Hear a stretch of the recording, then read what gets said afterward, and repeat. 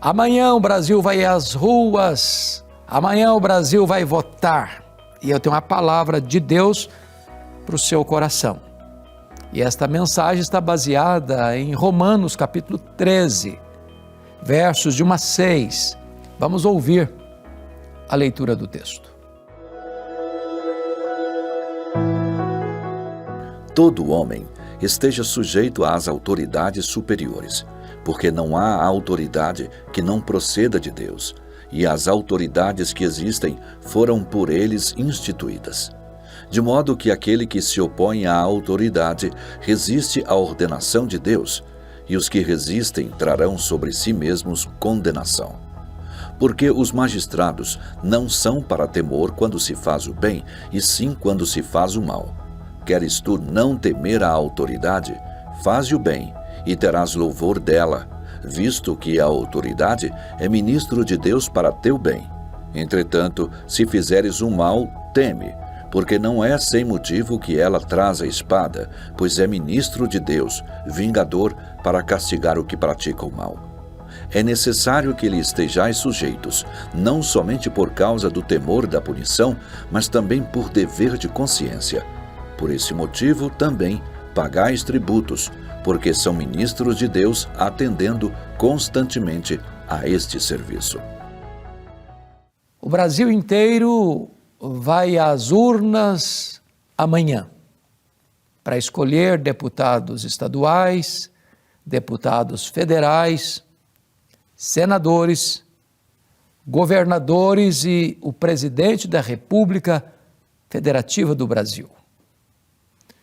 Temos o privilégio de ter no Brasil o direito de votar e de escolher os nossos representantes. Nós esperamos que o povo brasileiro exerça com maturidade o seu direito e a sua responsabilidade de escolher os seus representantes, dentro de critérios que pautem a liberdade de consciência de cada um e dentro da referência que nós devemos, como cristãos, buscar na palavra de Deus. A primeira coisa que esse texto nos informa é que as autoridades superiores procedem de Deus. Deus as constitui. Muito embora, num processo democrático, o poder emana do povo, pelo povo e para o povo. Entendemos que o princípio de governo, o princípio de autoridade procede de Deus, de tal maneira que uma oposição gratuita à autoridade constituída opõe-se ao próprio Deus que constitui a autoridade superior.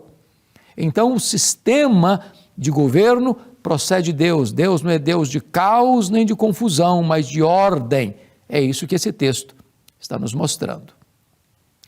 A segunda coisa importante é a autoridade constituída, seja ela do poder legislativo, executivo e judiciário, precisa entender que ela é ministro de Deus. Está escrito aqui, versículo 4, visto que a autoridade é ministro de Deus para o teu bem. E esta palavra é a palavra diáconos, em outras palavras.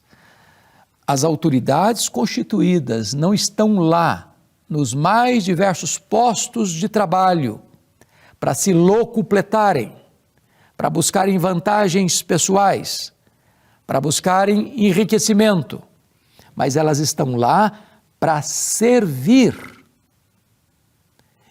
Eles são diáconos de Deus para servir o povo. Portanto, ao dar o seu voto, é necessário que você entenda algumas coisas. Primeiro, esta pessoa tem vocação política, ela tem espírito público de servir. Segundo, ela tem preparo intelectual, formal, para entender o mundo, para compreender o que é uma nação, as complexidades do poder, para exercer o seu mandato com eficiência e não ser massa de manobra. Terceiro, esse candidato tem uma ética granítica, que não se deixe seduzir pelo poder, que não se corrompa diante das propostas as mais vantajosas, porém sedutoras e perigosas, para dar uma rasteira nesta pessoa. Então, entender que a autoridade é ministro de Deus é muito importante. Por quê? Porque nós não escolhemos os representantes para que eles se abasteçam. Nós escolhemos os representantes para que eles sirvam à população. Eles são diáconos, são servidores da nação. É a compreensão que a Bíblia tem acerca das autoridades constituídas. Mas me permita levantar um terceiro aspecto desse texto.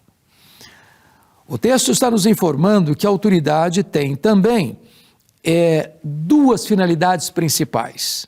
Vejam vocês no versículo de número 3 o seguinte: porque os magistrados não são para temor quando se faz o bem, e sim quando se faz o mal. Queres tu não temer a autoridade, faz o bem e terás louvor dela. Em outras palavras, as autoridades constituídas dos três poderes, executivo, legislativo e judiciário, têm dupla função. Primeira, promover o bem. Promover o bem. Então, ele está lá para servir, ele está lá para legislar, ele está lá para gerir e gestar, governar, ele está lá para que as leis, e nós temos uma carta magna, que é a nossa Constituição, sejam cumpridas. Então, os poderes constituídos existem para este propósito, e é a promoção do bem, a promoção da ordem, a promoção do progresso, dando a educação, cuidando da saúde, cuidando da locomoção do povo com as estradas, trazendo todo o acervo para que a nação cresça, progrida e avance. É o bem, é a proteção, é o cuidado. Então, a autoridade ela precisa estar aliançada e comprometida com esta bandeira de promover o bem, não o bem pessoal, o bem público, o bem público.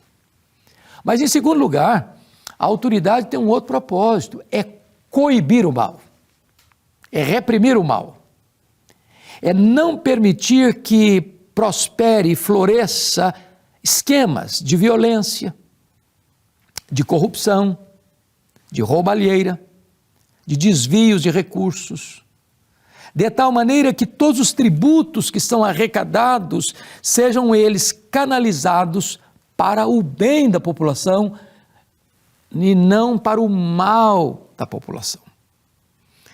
De tal forma que sempre que uma autoridade inverte esse papel, em vez de promover o bem, promove o mal, e aí coíbe o bem, inibe o bem, fazendo uma espécie de reviravolta às avessas, fazendo da luz trevas, das trevas luz, do doce amargo, do amargo doce. Esta autoridade perdeu, à luz da Bíblia, o senso do seu chamado e da sua vocação. Cabe, portanto, à sociedade, sobretudo o povo de Deus, de alertar a sociedade, alertar a autoridade, melhor dizendo, alertar a autoridade que ela necessita retornar ao seu princípio de ser diácono de Deus, constituída por Deus para promover o bem e para coibir o mal. Se nós entendermos isso, se nós compreendermos esse projeto divino, nós teremos uma vida mansa e tranquila, como Paulo muito bem estabelece na sua primeira carta a Timóteo, capítulo 2, versos de 1 a 5. Mas esse texto ainda prossegue, eu gostaria de pensar com você outra coisa. Ele está dizendo, se você faz o mal, você deve temer a autoridade, porque esta autoridade é ministro de Deus, vingador, para castigar o que pratica o mal. Em outras palavras, as autoridades constituídas, elas não podem fazer o mal, mas não podem também acobertar o mal. Se você faz o mal, e fazer o mal é transgredir a lei, nesse caso, é entrar mecanismos de falsear a verdade ou a justiça, deixar de fazer as coisas às claras, quem faz isso deve temer a autoridade. Por quê? Porque cabe a ela não apenas premiar o que pratica o bem, mas também punir aquele que pratica o mal. Assim, estará promovendo na sociedade segurança. As pessoas vão temer, porque se fizer o mal, elas vão ser exemplarmente punidas. Não vai se promover o crime, não vai se privilegiar o crime, não vai se dar a carta aberta para que as pessoas pratiquem o mal, sabendo que vão escapar da lei. Esse é o princípio estabelecido por Deus. Mas me permita aqui ainda trazer algo importante para você nesse texto. No versículo do número 6, está escrito assim: por esse motivo também pagais tributos, porque são ministros de Deus atendendo constantemente a esse serviço. Então, o texto está dizendo que a sonegação não é uma prática que Deus apoie. Cada cidadão, cada trabalhador, cada empresa, cada empresário, cada setor da sociedade organizada precisa sim pagar os seus tributos. Para quê? Porque esta autoridade constituída está encarregada desse serviço, de gerir os recursos públicos para o bem da sociedade. De tal forma que a sonegação não tem amparo na Bíblia. A palavra de Deus ensina o preceito da ordem, do respeito, da obediência, da submissão, não subserviência, da submissão inteligente, para que haja ordem, para que haja progresso, para que haja bênção, para que haja prosperidade para todos, para que haja o crescimento da nação. Bom, o texto então vai terminar da seguinte maneira, veja bem, versículo 7. Pagai a todos o que lhes é devido, a quem tributo, tributo, a quem imposto, imposto, a quem respeito, respeito, a quem honra, honra. Ou seja, nós não devemos jamais falar mal daqueles a quem Deus constitui como autoridade, seja no poder legislativo, no poder executivo, no poder judiciário. Essas autoridades são ministros de Deus, estão debaixo da autoridade de Deus. Elas precisam entender isso. Acima delas está Deus. Elas trabalham debaixo da autoridade divina. Deus colocou a elas, confiou a elas este encargo sublime, sacrossanto. Mas elas recebem tributos, impostos para servir a nação. Isso é fundamental. Mas mais do que isso, o texto diz respeito e honra. Em tempos onde tantas vezes as polarizações agridem pessoas, dividem famílias, rompem amizades, criam contendas, querelas, nós precisamos entender que precisamos de um clima onde haja respeito e honra.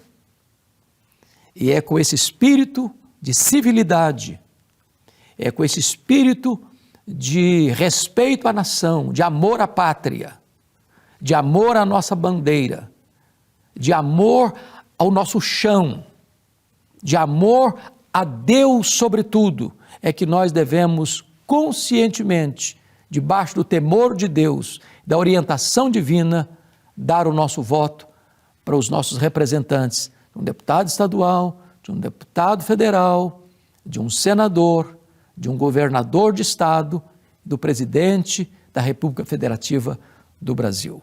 Nós não tratamos de partidos políticos, nós não falamos deste ou daquele candidato, a Bíblia traz princípios. A igreja crê em princípios e nós precisamos deixar esses princípios claros para trazer luz a cada eleitor na hora de dar o seu voto secreto lá na sua urna. Que Deus abençoe sua vida, que Deus abençoe o Brasil, que Deus abençoe a população brasileira nesse dia de amanhã de civismo, de espírito democrático para escolher os nossos representantes. Em oração pela nação brasileira nesse momento. Deus amado, nós te agradecemos pela linda e rica nação que nos deste.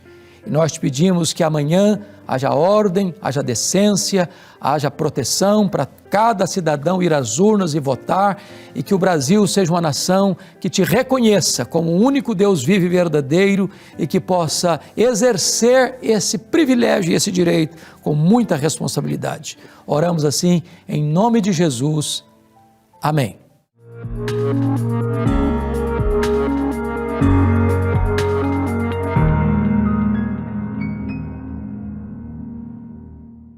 Olá, chegamos ao final de mais um Verdade e Vida, programa da Igreja Presbiteriana do Brasil. Espero que você tenha sido de fato abençoado e direcionado pela Palavra de Deus. Queria aproveitar para agradecer todos aqueles que têm sido nossos parceiros em missão, que tem tornado possível a Igreja Presbiteriana do Brasil continuar a todo esse tempo trazendo as verdades do Evangelho, ajudando a olharmos para os desafios do nosso tempo a partir da Palavra de Deus por meio do programa Verdade e Vida. Se você quer conhecer um pouquinho mais sobre a Igreja Presbiteriana do Brasil, você pode fazer isso lá nas nossas mídias sociais, procurando sempre o @IPBOficial. Lá você vai descobrir um pouquinho daquilo que nós temos feito, daquilo que nós cremos, e tenho certeza você será abençoado por meio da explanação e da exposição da Palavra do Senhor, que de maneira prática nos ajuda a lidar com os desafios do nosso dia a dia. O programa Verdade e Vida vai chegando ao seu final, vai ficando por aqui, mas nós continuamos em oração por você, pela sua família, que Deus te dê sabedoria, entendimento e discernimento, para que você possa compreender aquilo que Ele quer fazer em você e através de você. Semana que vem estaremos de volta, neste mesmo horário e neste mesmo canal.